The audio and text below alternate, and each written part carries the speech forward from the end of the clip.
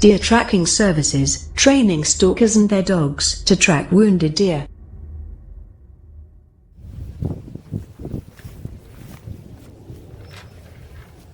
Hello there, thanks for taking the time to look into this video. What we're going to attempt to try and do today is to show you how we use and the versatility of GPS devices when laying training tracks, and I specify training tracks. They're a great device to have. Moving on from when you're laying your basic puppy trails and novice trails, when you're using markers, whether it be tape, pegs, sticks, whatever, a GPS device can be very beneficial when you start stretching out these tracks to longer distances. It saves you carrying many markers with you. It also encourages you to use either no markers or very few for marking your track, so that in itself is very beneficial when it comes to learning your dog's body language and picking up on everything they're doing while they're tracking. You're not concentrating on looking at the next marker coming along, you're really trying to feature and look at what the dog's doing and study it, and it's a great way of progressing.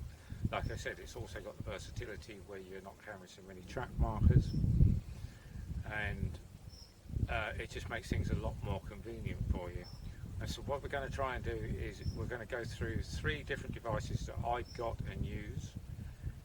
What I intend to do is to show you and use later on the cheapest version out there, because these bits of kit are expensive, and I want to show you that no matter how much money you spend, you can still have a good device for our purposes without spending too much money, and you still have, hopefully, I'm going to show you, hopefully the accuracy of a GPS device when it comes to training your dog on tracks. So what we'll go and do later on is lay a very short demonstration training track. I won't be using any deer body parts, I won't be using any blood, pins, fur, anything like that. But what I will do is have some little markers that I'll set up on the track that will show us our artificial shot site area. It will show us maybe a couple of wound beds, and it will show you the find at the end of the track. Like I said, the main purpose of this is to try and show you how to use a GPS when laying the track, and the accuracy of the device, so you've got confidence in what you're doing and how you're using it when you're following up the track. So it's getting windy now. I was trying to avoid the wind, trying to get the daylight right so you can see the screens on the GPS, but let's just take a look at the 3 devices that we've got here. Now, all of these devices have their pros and cons. I'm going to start with one of the really versatile bits of equipment that we use. This is, I don't know whether you can see on the screen because it's going to be very shiny and reflective, unfortunately, which is something I'm going to try and eliminate when I'm displaying this stuff to you. Like I say, it's very difficult. I've been trying to get a dull day where there's not much sunlight and reflection. So you can see the screen there. We have our tracking map. Now this is a Tech 2 GPS tracking system for actually tracking dogs. I can see the screen very visibly. It's on its brightest setting, but that doesn't really help you guys, I guess. So the versatility of this is that you can use it on your dog. You can also use it as a handheld GPS device. It has waypoint features on it which you use for marking your track. Great piece of kit. Slightly larger than a standard personal GPS, but nevertheless that's their very functional dual purpose. Moving on then, we have another GPS device. This is one of the Garmin range, and Garmin do many different versions of GPS. Just to show you, we can go into map mode here. Shows you our location. We got mapping, color screen, great bit of kit. Very simple to use, very light, very portable. This is probably my go-to GPS when I'm actually laying tracks and general use.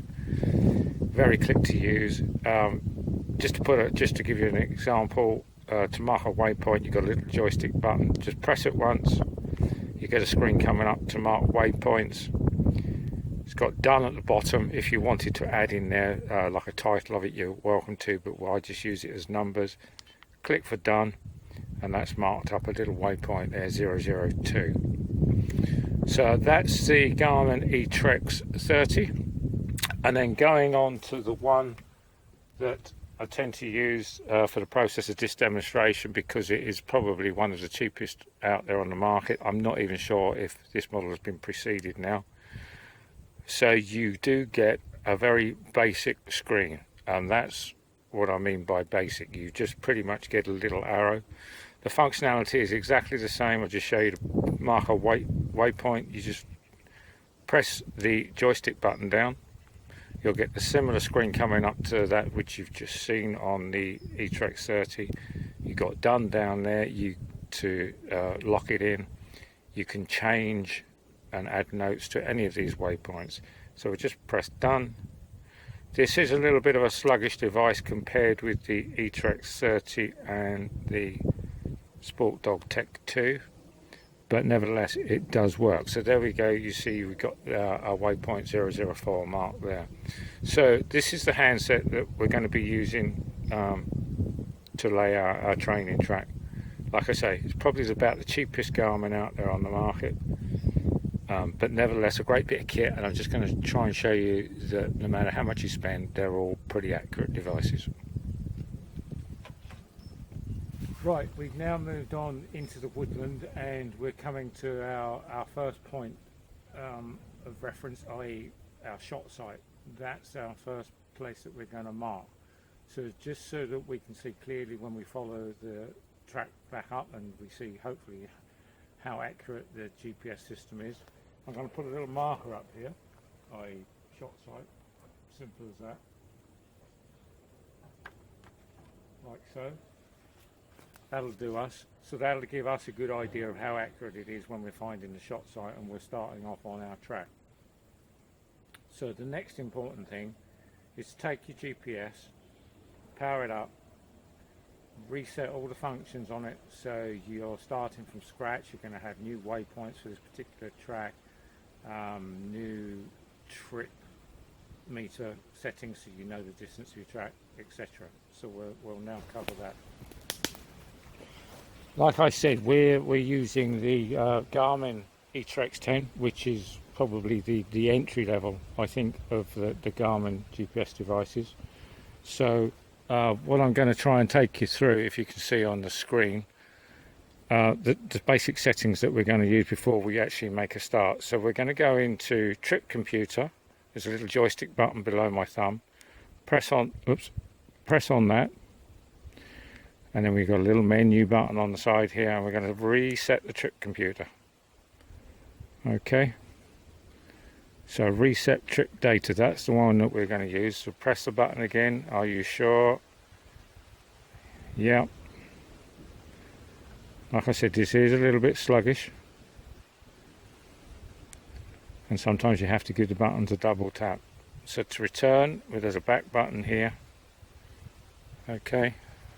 The way you're getting out on the screen, guys, hopefully it's coming a bit closer. So that's reset our trip meter. So we've got a distance of 0 meters. So we go back again, that'll take us back to our main screen. Waypoint Manager, I'm just going to go into that, hit the button again. Like I say, it's a bit sluggish. The functionality is pretty much the same. You go into the menu to reset or adjust all your the settings that you've got there. Hit the menu button. I want to delete all those waypoints, so I scroll down, tap the button, sorry, delete all. It's quite sensitive, the button. Confirm it with a yes. So that's it, done. Just go back, go onto our map, such as it is. Okay, and that shows where we are now.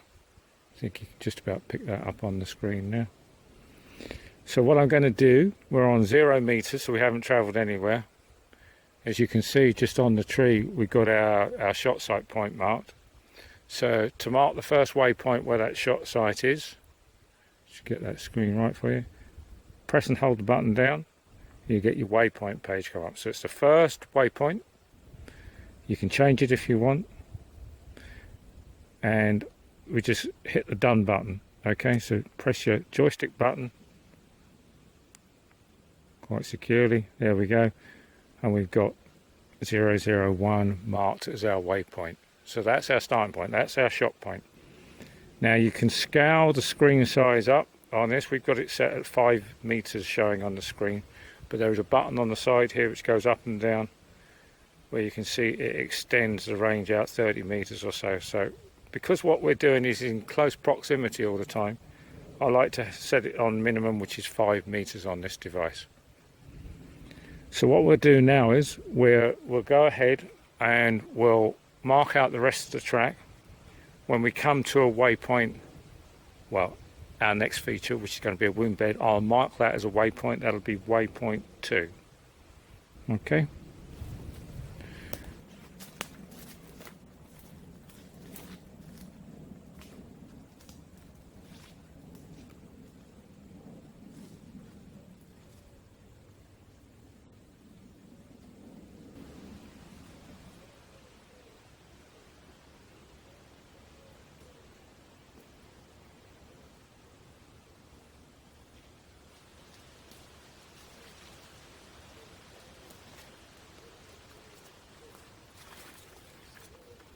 Okay, we are coming up to, or we've come up to our first wound bed that we're going to mark, wound bed 1.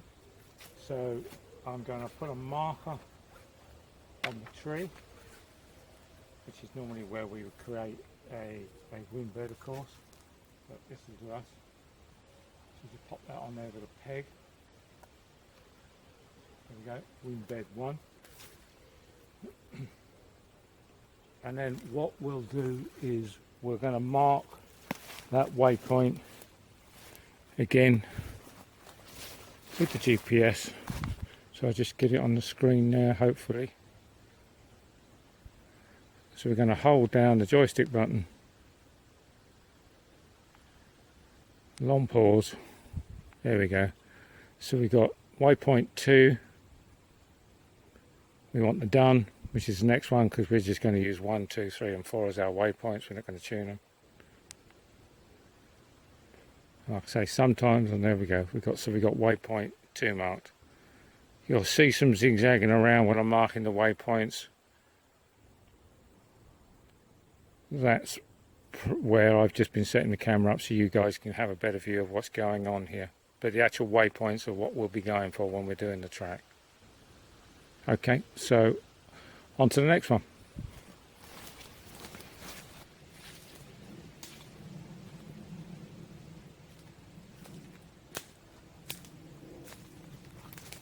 Okay, so here we are. We're at where I'm going to put in our second wound bed,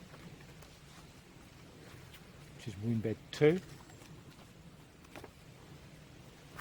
Another peg.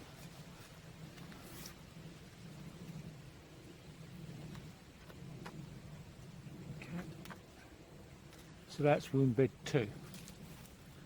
So again, to show you how to set a waypoint. So I've gone on to my waypoint screen again.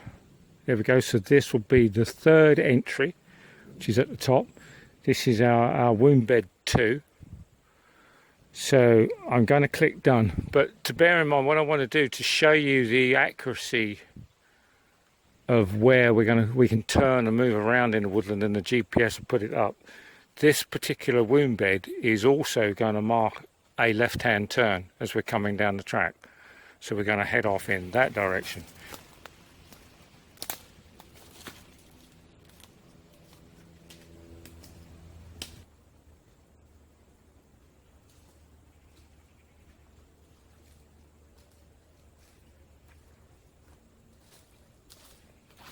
Okay, so we've now reached the end of our track, so we're going to put the find up. Obviously this is where you put your piece of deer, body part, liver, whatever you're going to use at the end of the track. So that's our end marker going up there. Okay, so that's defined. So now what we do is we again get onto our GPS. Okay, so there we have 005 in this instance, top left hand corner where my thumb is. Again, we'll just click the joystick because it's highlighting on the done button, and with a bit of luck that will save it. There we go, so we've got 005 marked in the screen now. Okay, and it's as simple as that. So that's our waypoints, i.e. our shot sight, 2 wound beds, undefined, marked up. The next really important thing to do, and you must never forget this, is to save this track. So what you have to do is go into your menu, go to your track manager, click it where it's got current track highlighted, save track. Okay, so I'm clicking on save track. Now when you click that on these devices, it comes up with automatically with the date and time, if your GPS has been set up properly, with the date and time that you put the track down, or that you finished it anyway.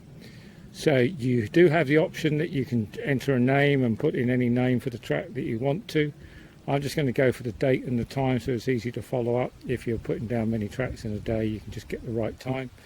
So using a joystick, go right the way down to the done at the bottom of the screen, click done, current track saved.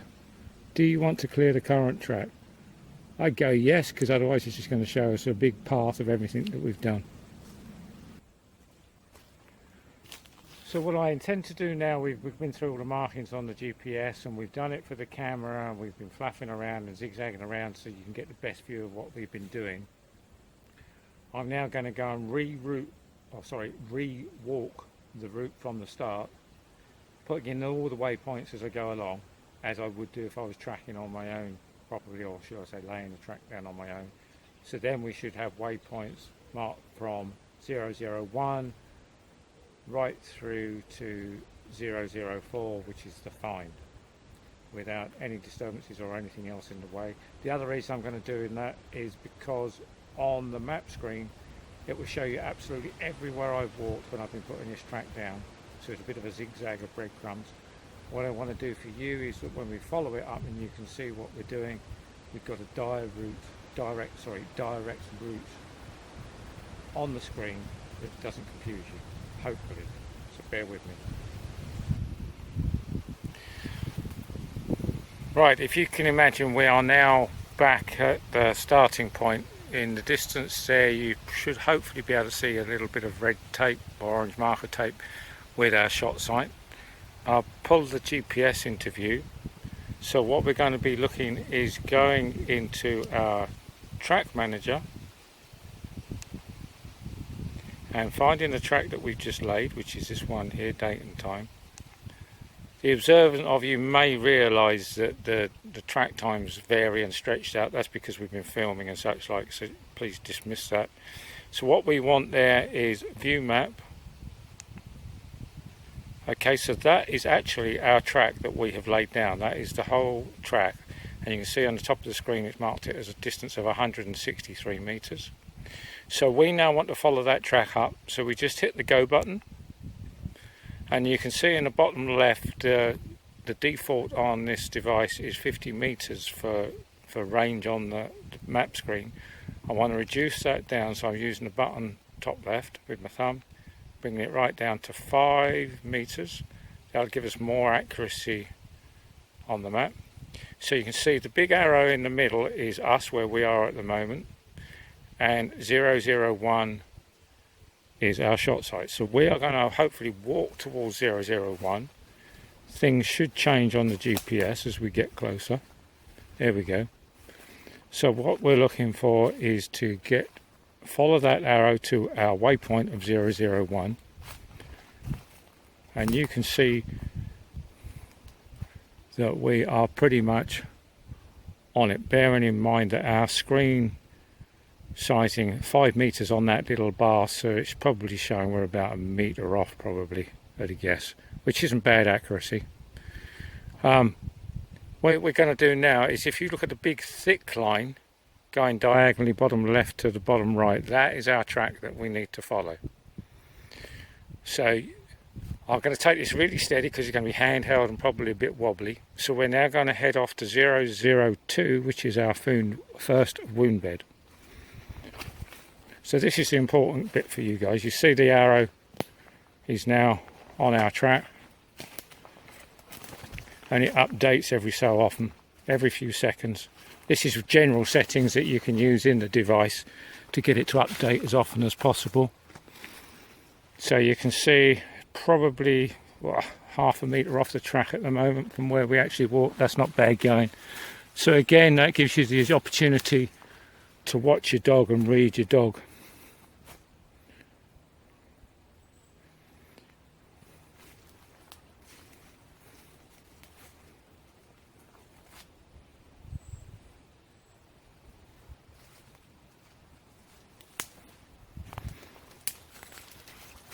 So we're just going to get back onto track. We just come off onto one of my old breadcrumbs. So now you can see the actual path as well. We're on the track there. Hopefully the GPS will catch up. The dotted line is just where I cut back earlier and reset everything. So we're showing a discrepancy there now, which is quite wild and unusual. I must admit, we're probably about 5 meters off. I have to say, on the other GPS devices, it is a bit more accurate, especially on the Sport Dog Tech 2.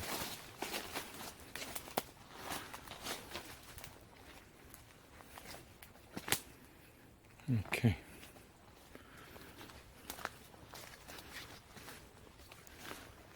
So it's heading over a little bit to the end of this tree. You can see we're right on the track now, coming in for a gentle turn, which is round and under this branch.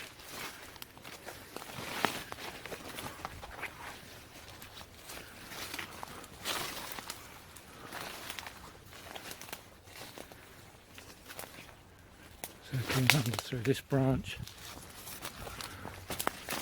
Okay, just so you guys can see where we're going, I'll try and put this up here. So we're going staying straight on, pretty much, slightly to the right. And if you look in the distance, there you go, you can see a little marker through the trees there. So carry on following it through.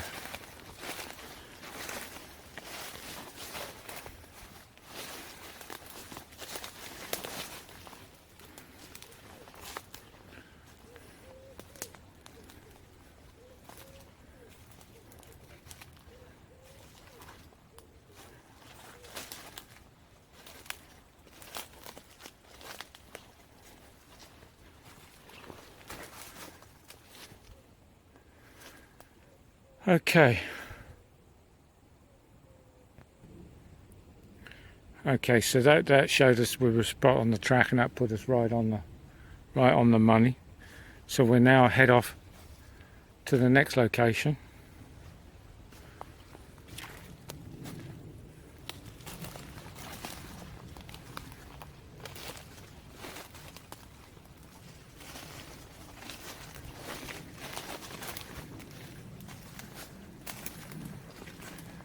I apologise for that last marker, that last wound bed. When I re-walked it, I didn't set. Oh, there we go. It's just picked it up. Sorry. That is poor, I must admit, for this G.P.S device. It is poor. That is showing. Well, it's now picked it up because the system's updated itself. Very slow on this one. It is now showing. I don't know whether I can just scroll back down there. Let's have a look. 002, so that was the last wound bed behind us. Okay, so yeah, it is correct. It has caught up with itself. Just took a little while, unfortunately. Right, so onwards and upwards.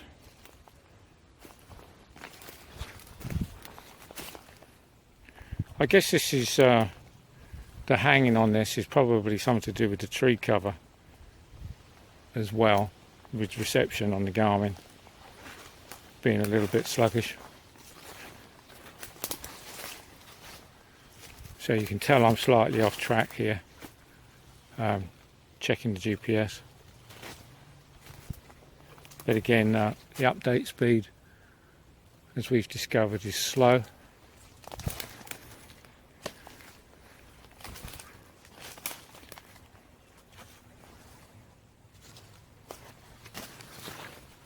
So I'm trying to do everything here. I'm trying to show you the markers. I'm trying to show you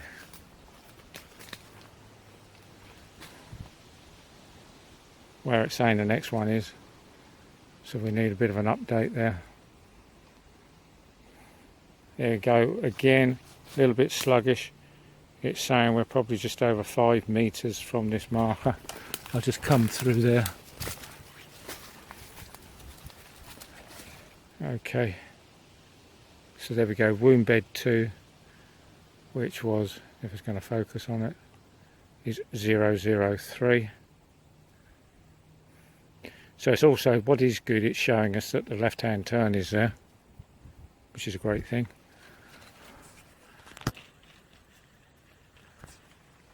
Okay, so we're going to head off this way, according to the GPS.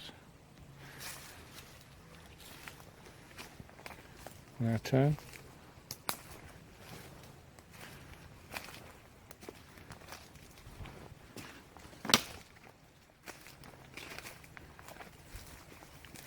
So it's now showing us that the arrow's back on the track, which is a positive.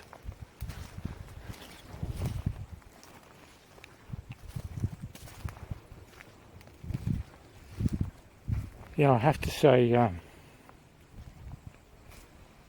bit disappointed with the pickup time on the Garmin. I know the Sport Dog, the dog unit, the Sport Dog Tech 2 picks up a lot quicker, and that is one, well, I think it is the only legal dog tracking GPS in the UK at the moment. The eTrex 30, the other device that I showed you, does definitely pick up a lot better than this one. But like I showed you, I'm going entry level, and when you think really the accuracy of that now is probably half a meter off of the track, which isn't bad. Have a view into the distance. Hopefully you can just about right in the middle of the screen see orange track marker, and it's saying straight ahead, which is what we're doing.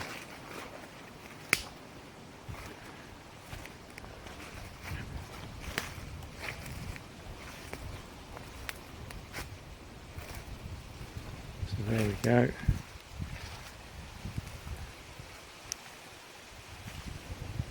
We're coming right up to it. So here we have it, the find. So a quick look at the GPS screen shows that we're pretty much on the money, and if you were marking this with a card or something or other, or the odd peg, then you'd have no problem in following that up.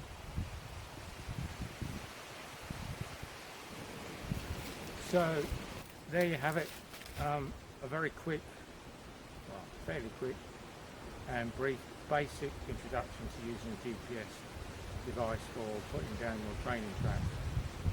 Like I said, the one that we use, the eTrex 10, is probably the entry model, and it is a little bit sluggish. The eTrex 30 is a good one I'd recommend, although having said that, now there are newer devices out there. The processors are a lot more advanced in them. They have touch screens. They're pretty much like using a smartphone.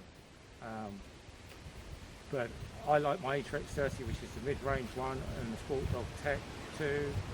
That works really, really well, very efficient. Just as the bulk of demonstration purposes for this, and it's not something that you all might have or have access to. I mentioned about touchscreens just a second ago, which is a very good point. It's very much like your mobile phone. Now, there's many apps out there on the market, mapping and tracking apps and such like. One I found that is really, really good, and it's a GPS app, is called Backcountry Navigator. And Backcountry Navigator Pro is a paid version, which is about £12, available on the Android and the iPhone operating system. It's a really, really great app, and I really recommend you to have a look at it and probably use it. The beauty of it is that you can get OS maps for the whole of the UK, and all you have to pay is that one-time payment of, I think it's £12. There's no yearly charge of like £90 for OS maps, or you know, it expires at the end of this month, you have to buy another one. That's the only amount you have to pay. It gives you amazing OS maps of any area. You can, and this is a really big feature, you can use it offline. So if you're in an area of forestry where there's no G.P.S signal or phone signal, you don't need it. What you can do is, before you go into that area, you can drag out an area on the map and you can download that into your phone's memory or your memory card. That then gives you the functionality to draw up that map without any phone signal at all, and you will still pick up your GPS points on it. And it works exactly, or it can work exactly the same way as your GPS that you've just seen, or even the top of the range GPSs. You can plot your tracks, you can plot waypoints, you can do many things, you can overlay maps on it, you can even get like Google Earth functionality on it. There's a cracking bit of kit. It's a cracking bit of kit. What you do have to bear in mind is it's using your mobile phone as a power source, and it does suck the battery. Recommendations is put your phone into flight mode, which it switches off everything. It switches off your Wi-Fi, it switches off your Bluetooth, and it switches off the cell phone searching system, so it's not looking for a satellite tower to make phone calls with. It's just using the GPS up above. That way you'll get a lot more battery life out of it. And as a standalone GPS device, many people are starting to use that, and I'm really, really impressed with it. So I recommend that. That's Backcountry Navigator, the paid version, which comes in after about 21 days if you want to go with it. It's about £12. So that's it on this GPS tracking training video. I hope you've enjoyed it. It's not been as straightforward as I wanted it to be, but it can be quite complicated setting all this out backwards and forwards. A little bit disappointed on the pickup time on the GPS unit itself. Normally it's a lot quicker. Could be something to do with battery life. I didn't check the battery life before I started, which you can do very, very easily, and I should have done. So that may have some bearing on it. If you have any questions on what you've seen, please put it in the comments box. I'll try and get that sorted out and reply to you as soon as possible. We're hoping to do a few more videos. Suggestions, for instance, would be very useful if something out there that you'd like us to feature. More importantly, if you click the subscription button, you'll get alerted of any new ones that we have coming up that you can have a look at. Just like to thank you all for watching, and have a good time training your dog to track. Many thanks.